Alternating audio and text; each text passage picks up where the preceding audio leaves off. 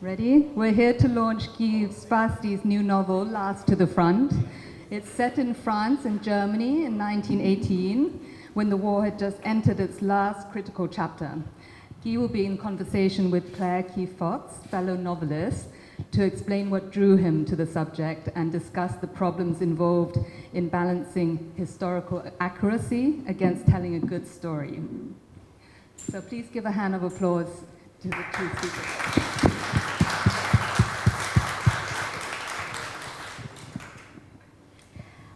Hello, everybody, and thank you for being here. And it's a great pleasure to be able to have this conversation with Guy and talk about his book, which is a complete departure from his previous book. And I believe that you will now give us show us some slides to illustrate the subject. I'm just trying to show the slides. Are they? Sorry, I just have to press this button somewhere, isn't it? Play. Dominic was no. Sorry, no, Dommy. Sorry, start. Play this one. Slideshow. Yeah. Okay, I'm just going to show some slides just to place the setting for this narrative. So I'm just going to start with something very popular that everyone probably knows, 1917. Of course, this extraordinary World War I film by Sam Mendes, which many of you might have seen in the cinemas already, but it hasn't come without its controversy. So Lawrence Fox, I don't know who that guy is actually, but Lawrence Fox, an actor in Britain, accused the film of institutional racism for including a Sikh soldier in one of the scenes, and was the idea, the suggestion that they'd only put a Sikh soldier into a scene in the interests of being politically correct. He didn't know that 130,000 Sikhs took part in the war, and 1 million Indians took part in the war, 1/6 of the entire British force, which is, remarkable in its own way. But also, a lot of Thais don't realize too that Thais took part in this horrendous conflict. So, I jump to a scene with my mother in Paris when we were having lunch, as one does, with the Thai ambassador in his residence, and when he was showing us around his place, there was this photo on the wall, and I, as a lot of people, was totally unaware that Thai soldiers had taken part in the conflict, and here they were walking under the Arc de Triomphe.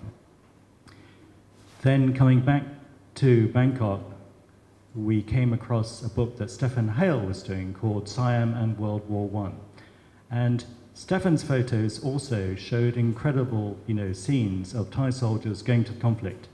And his book was very much about the diplomacy of why those guys went there, leading up to the events of the peace treaty of Versailles.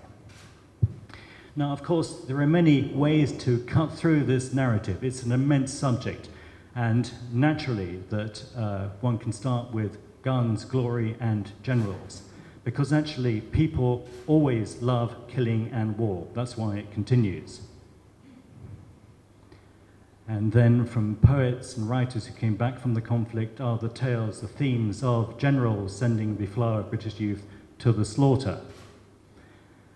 And then there is this narrative, which a lot of you might be familiar with if you were at English schools at that time, is the comic book view of it all being a big adventure and a jolly jape over the barricades. My perspective was different. I wanted to do a behind-the-scenes view, and from this backstage arena to view the chaos and conflict which was taking place just over the horizon. I think it was a good perspective from which to see the horror of the conflict. And if there is conflict, it's very much conflict in terms of the environment they're dealing with. It's the belligerence they encounter with the French, and indeed the racism from some of the people, far more than things like shells and guns and grenades. But the setting for this is also those vast stages behind the scenes, which very few people see. It's the unknown world of supply and depots and ports and train stations and trucks. This is probably the unknown world that very people realize goes on in a war, but probably was the single contributing factor in terms of the Allies winning the conflict. They were better at delivering stuff. So the scenes are trucks in towns, mud, confusion, and chaos. And this is very much the industry that these guys are involved with. They're in the congestion of those roads. They deliver ammunition, shells, and weapons to the front, and they come back with the injured and the dead. In describing this world, one needs to know the equipment you're dealing with, their clothes and kit, the people they encounter, the Moroccans, the Senegalese, the Algerians. And I put a huge amount of research into France at the time, especially colored images of France at the time, because Marseille features as a key destination in terms of the first point of contact with this world. It must have been absolutely shocking for these guys to come into Marseille with the thousands of ships and the thousands of troops on the quayside. And then there's Paris too, where at the legation in Paris, several of the scenes take place. And understand this in the context of the Americans coming to the conflict in roughly the same period. This is the last 6 months of the war. There are literally millions of Americans doing it bigger and better than anyone ever before, with huge amounts of supplies and kit coming through the lines. A lot of the research with maps in terms of knowing which armies were in certain places in the conflict. And this is just a small indication of the complexity of the whole thing. These are road networks at the front, and you can see there are arrows denoting one-way streets in terms of traffic. There are certain roads just for generals and certain roads for messengers. They end up in Germany. So in writing those scenes, again, the research into the towns, the villages, and the farms, and ending up, at the end of it all, back in Paris with the Victory Parade. So Stefan's photos betrayed a huge quantity of incredible detail in terms of the place where they were, the buildings, and the countryside they went through. But for me, looking at those photos and seeing the faces of those people in the photos, I wanted to know what was going through those guys' heads. Why were they there? What were they thinking? And then I began to think of the journey these guys could have taken in the events going through from that point. So that then began the story. And that concludes the slides. Well, that leads me to exactly the question I wanted to ask you. As you know, books don't come out of a vacuum. Something happens to you. A book happens to you. There's a spark that makes you want to write.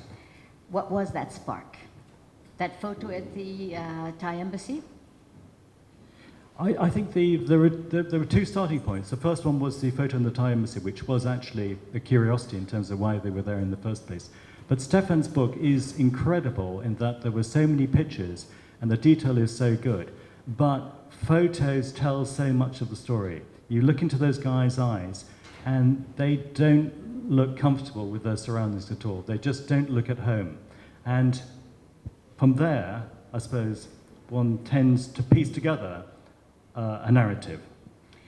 And this proves, one of my theories, when I write historical fiction as well, that history happens to everybody. And it's not the history of generals or the main battles. It's also the being on the sidelines, but feeling the deprivation, not have access to food, or be worrying about a loved one.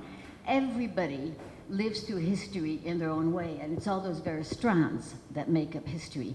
And that is precisely what you were doing in developing these characters. And what was really interesting is each of your characters seemed to serve a particular role. For instance, you have Soumet, who is the very dutiful military officer, and you have Chai, his assistant, and the various other soldiers, but you also have the foreigners.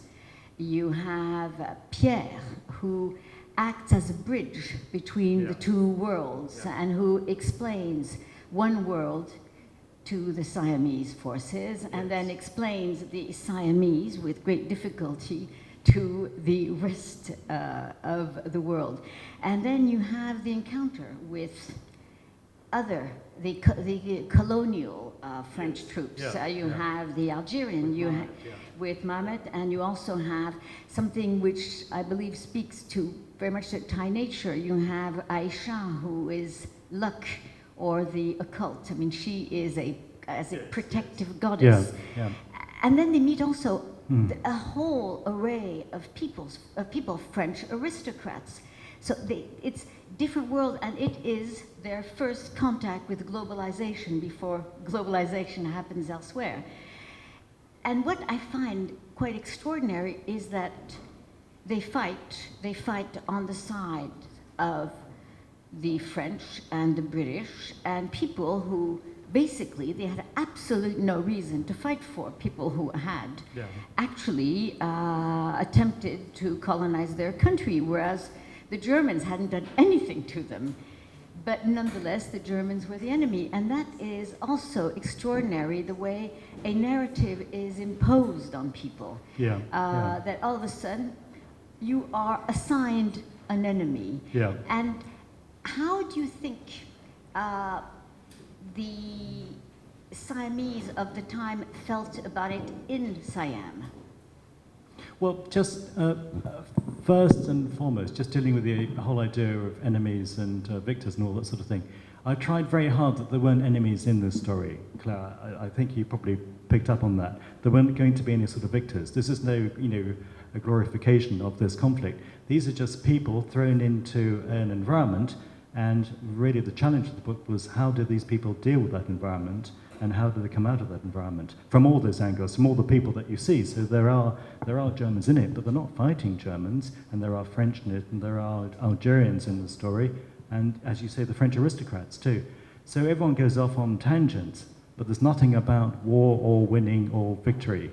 And even, the victory march in, through Paris is, dealt with Promote and his own struggles in terms of trying to stay up in the crowds. So he has his own conflicts to deal with. Yes, and what is it that they are assigned an enemy, but they don't feel any hatred. The enemy is nominal.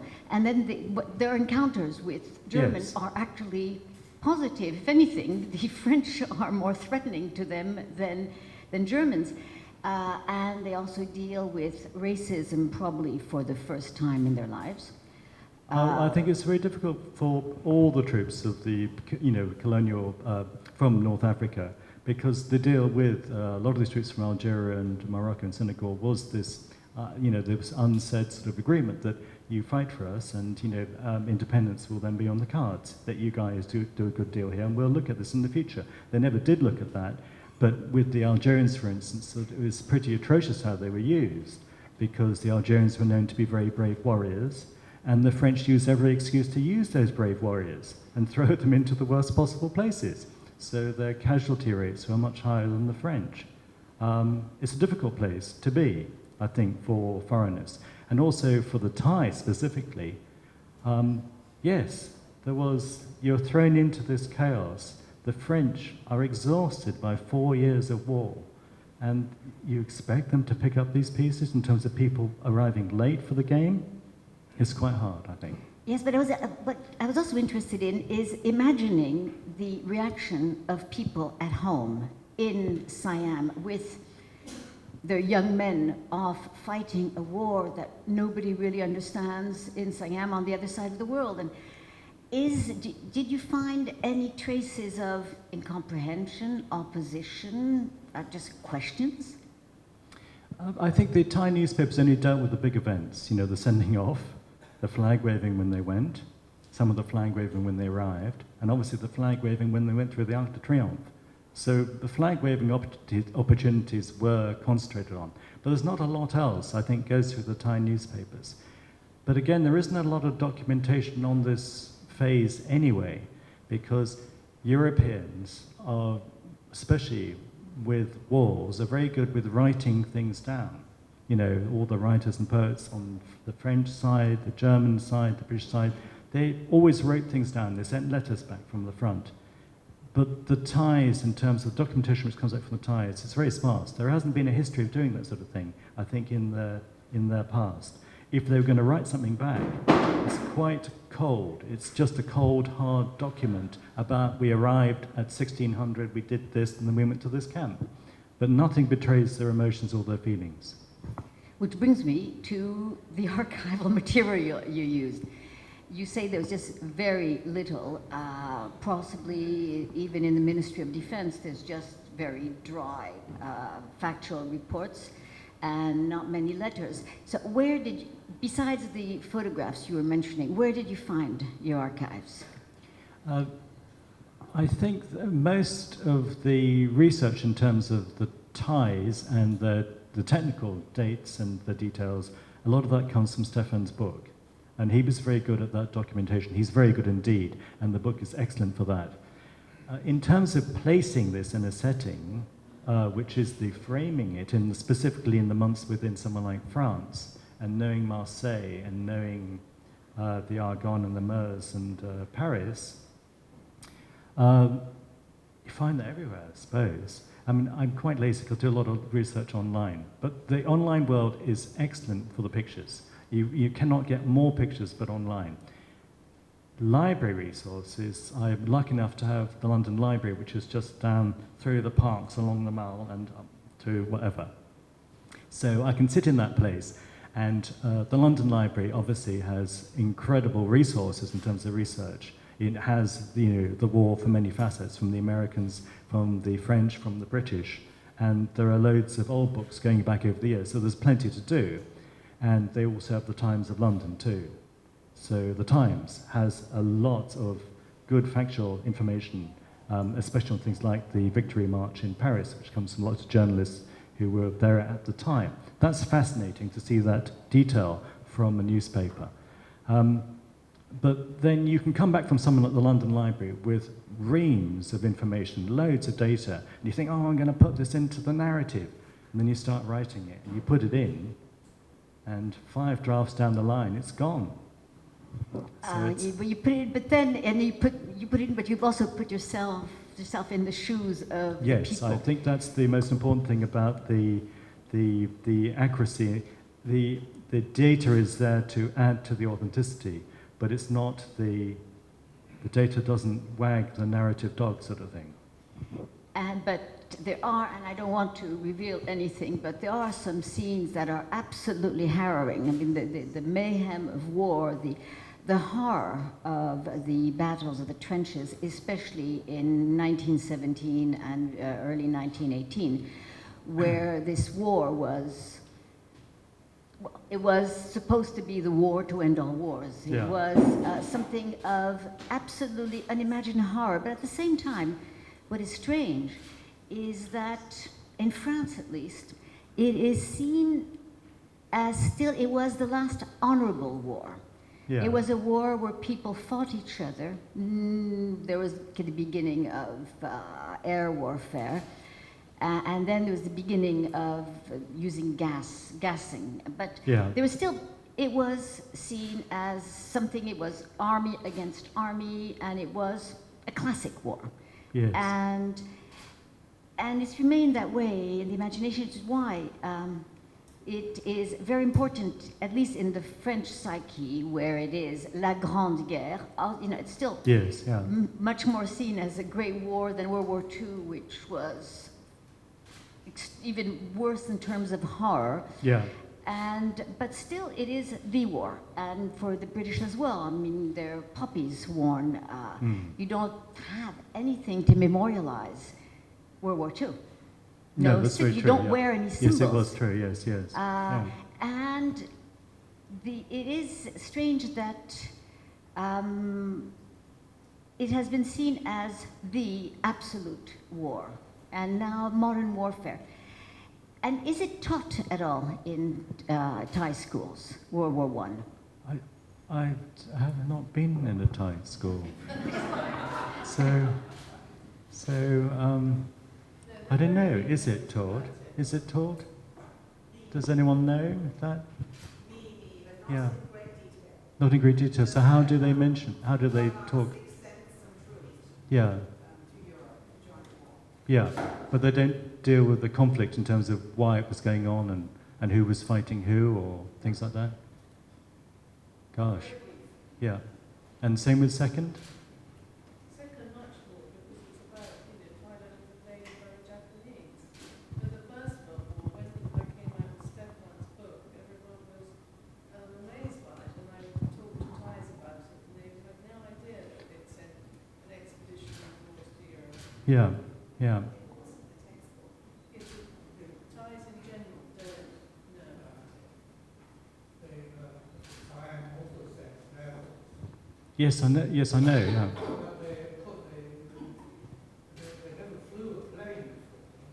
Well, actually, I did include that in the book too. That the Thais did send flyers to France, and part of it was they had to go through their medical examinations, and some of them were deemed to be too short to fly in terms of the controls, and then they were also worried that the altitudes might be too intense for their.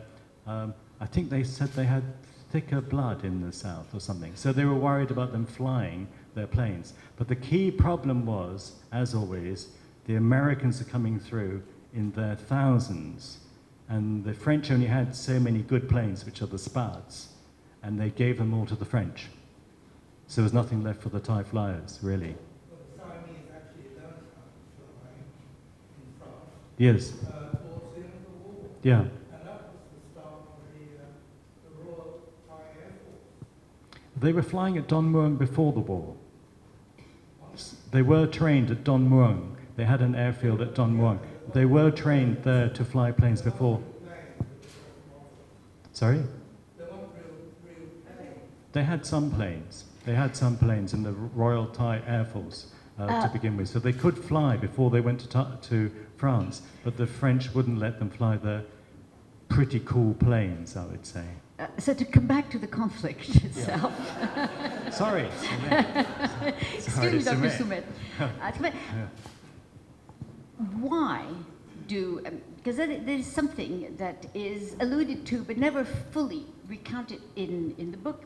Why did the king decide to throw in his lot with the British and the French? Nobody would have expected the king of Siam to provide forces for this conflict. So why did he? Siam entered the war because the Americans, in entering the war, because the Lusitania went down, and that was one of the reasons why the Americans went into the war, because there was outrage over that passenger ship going down. So the Americans entered the war. So the Americans then diplomatically went around the world, and they signed up as many people as possible to join the cause. And then they came through Thailand and persuaded the Thai also to join in the effort, to be seen to be the world fighting the Axis forces. So I think that was the main thing. Thailand also joined up because, in terms of wisdom, in participating in this conflict, they would then have a place at the Treaty of Versailles after the event. So they turned up at the 11th hour, and they got good credit from this. They had a seat at the treaty, writing the Treaty of Versailles, so they had a voice at the table. You can see their place setting at the table. It's a pretty prominent position. That was pretty good. And also they got involved with the founding of the United Nations, the League of Nations. League of Nations. So That was also, precisely what also a bonus. That was precisely what I wanted you to stress, is the fact that it was their first geopolitical move. Yeah.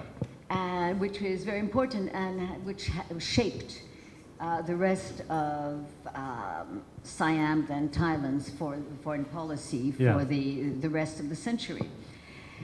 And what do you think was the consequence for having been on the winning sides, besides a place at the table? Because a place at the table is all very well, but what material advantage did they derive, do you believe, or none at all, or just honor? I think there's, I think it does a lot for honour. It does a lot for the placement of Siam at the time on the world map. But they also came back with a lot of ideas, and they came back with a lot of kit too. You know, because there's a lot of kit going spare in such a conflict. So you can pick up a lot of stuff going cheap. So they, I think, came back with the whole idea of a modern military force, which is then put into tanks and planes and weapons, and probably is the grounding for the Thai military today. And they came back with a whole idea of modernization too, in terms of cities and buildings and things like sanitation, all those sorts of things too. So they'd seen Europe, they knew how it worked. You come back with a lot of ideas, and you can put those into place too. And I suppose politically, you came back with a lot of ideas too. Well, I think this, is just covered most of the general aspects, but I'd like to know, does anybody have any questions? Could you talk a little bit about the emotional side of it and the love story, that side of it? I don't want to spoil it for the reader, and spoil the endings for the readers. Concentrated purely on the history, and actually it's an emotional story. But, well, there are, that's the thing, is as soon as you're talking about the ordinary people, ordinary soldiers, they have the ordinary emotions of everybody they meet. There are always love stories. In the aftermath during war, there are always love stories. There are love stories, but you have to also be realistic with love in such a conflict and at the time too. It's very difficult because I think the different sides are very suspicious of each other, and relationships between East and West were incredibly rare. This is the first time there are relations between East and West. So you have to treat it with what was possible at the time. And so it's like what the Americans might say is ernst, isn't it? Unresolved sexual tension, isn't it? Isn't that what the Americans say about Hollywood? Unresolved sexual tension. So yes, there is love, but I will not spoil it because then you'll have to read the book.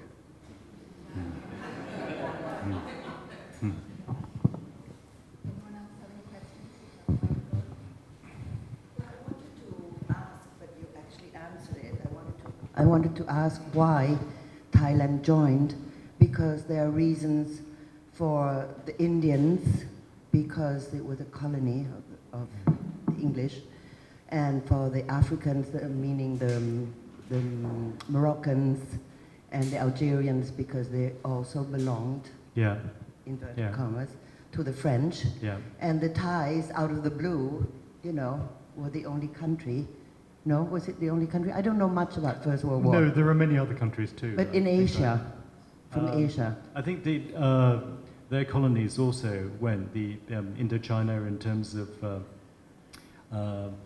there's Vietnam and Cambodia. Well, they had no choice. The French colonies sent their troops, but they had no choice. Most people were involved. The Chinese obviously were involved, but the Chinese part in the war was, a lot of those were used as just Chinese coolies in terms of just in the worst places of the war, just dealing with burial of troops and things like that. Pretty grisly business. But a lot of the countries were wrapped up at that last moment. But Siam was a free country, had no reason to go, was not obliged in any way, and not attached to any country, and we freely went. And it was not an easy decision to make, but I think that there were a few core princes at the time. Some princes would argue nay, and some princes argued for going. And that's what it came down to. They could see the wisdom of participating in this conflict after the war. Yeah, at the end of the day, we placed ourselves in the world. In a positive place, and they could get a reading of that positive place by the information coming out of Europe. They must have got a sense that it was going in the right direction, I suppose. It was courageous for us to join in with no other reasons, I think so, really. yes. It was courageous and very far-sighted as well. And far-sighted, yes. Exactly. Which was a bit of the policy of Siam, I guess, at the time, of staying free. And I think it was pretty clear, too. If you're going in with the Americans, you're quite clear how this conflict's going to end up, probably. But the Americans, at every war, I mean, the two wars we had, they always come in like Zorro's arrived, you know what I mean, to save. But they're coming in to save Europe. Yeah. But the Thais went in voluntarily and placed themselves in harm's way and in a very difficult position, I guess. Yeah.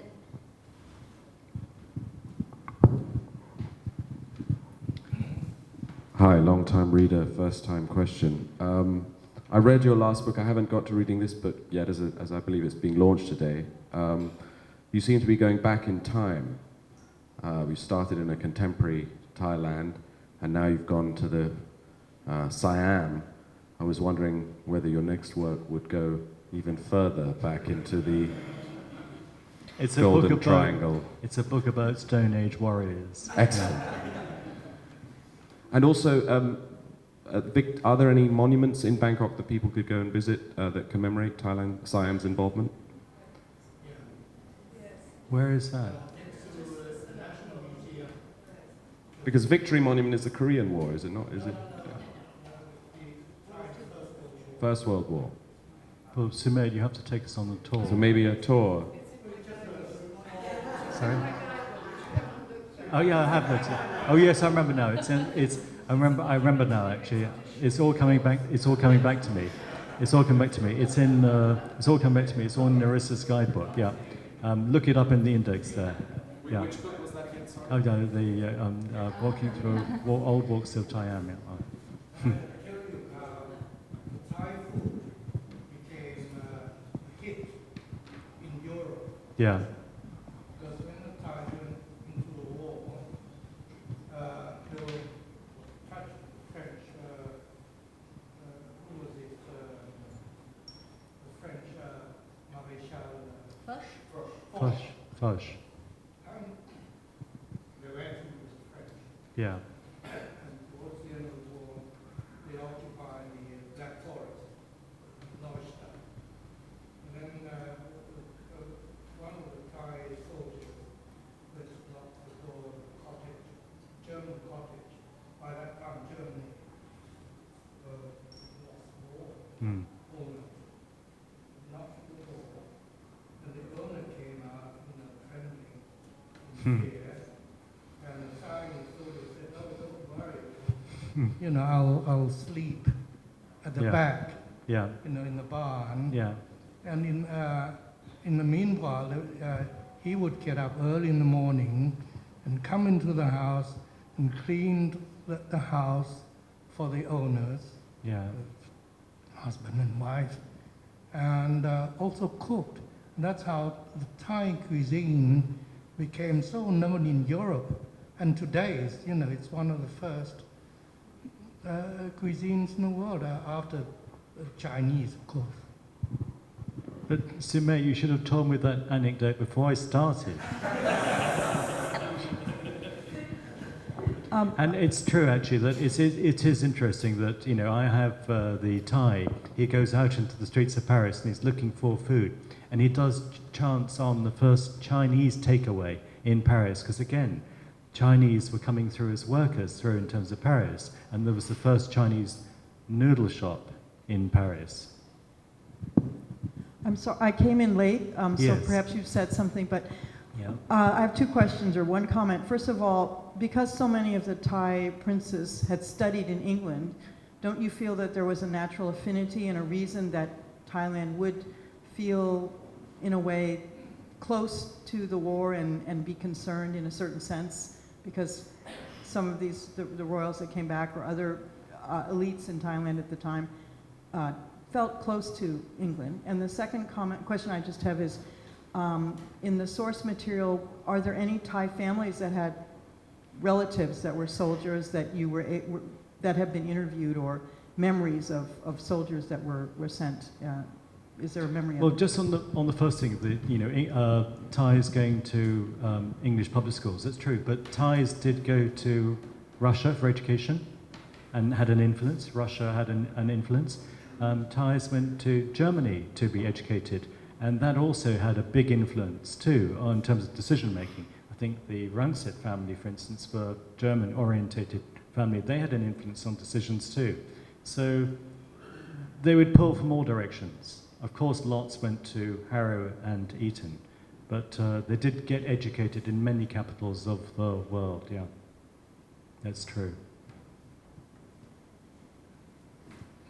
Well, we have 5 minutes left. Five Does more anyone minutes. have any questions? Kun Claire actually has to go and catch a plane, so I think we should end there so that she doesn't miss it. Kun Ki will be outside signing books, so please visit the table. And our next session is at 5 o'clock, Luang Prabang Love Story. And Kun Mom Rachong Narisa will be interviewing Kun Mani, the writer. So I hope to see you back here. And can I just thank everyone involved with the publication of this book, such a nice, snappy cover and product in its own right. So I'd buy it just for how it is. It's fantastic. So thank you very much for everyone involved with that, and thank you for BangkokEdge and all those people behind the scenes. Yeah. Let's give a hand of applause.